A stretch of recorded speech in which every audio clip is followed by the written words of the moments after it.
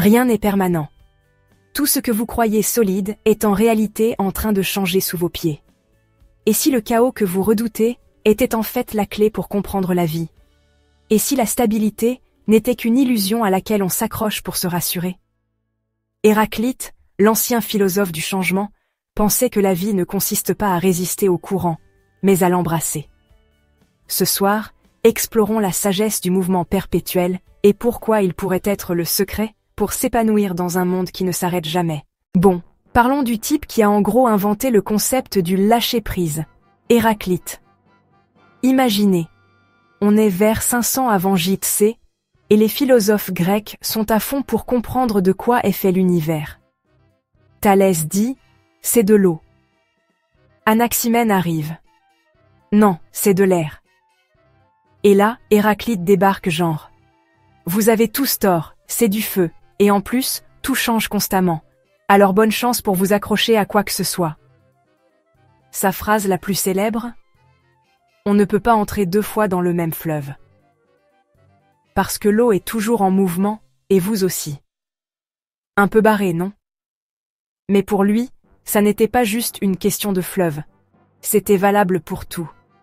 La vie, l'identité, l'univers lui-même, toujours en train de changer, toujours en mouvement. Il a même soutenu que les contraires se définissent l'un l'autre. Pas de jour sans nuit, pas de vie sans mort, pas de joie sans souffrance. En gros, l'univers, c'est comme une émission de télé-réalité dramatique, plein de conflits, mais d'une certaine manière, tout s'équilibre. Il a aussi introduit l'idée du logos, une logique cachée derrière tout ce chaos, un peu comme le scénario de l'existence. Plus tard, les stoïciens reprendront cette idée en disant « Et, si tout change constamment, on devrait peut-être arrêter de s'en faire et juste suivre le mouvement. » Marc Aurèle lui-même, empereur romain et philosophe à ses heures perdues, a trouvé du réconfort dans la sagesse d'Héraclite, écrivant qu'accepter le changement est la clé de la paix intérieure.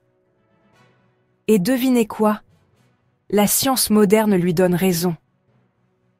De la mécanique quantique à la psychologie, on sait maintenant que tout, la matière, le temps, même nos propres pensées, est en constante évolution. Alors, qu'est-ce qu'on fait avec cette information? Paniquer? Lutter contre l'inévitable?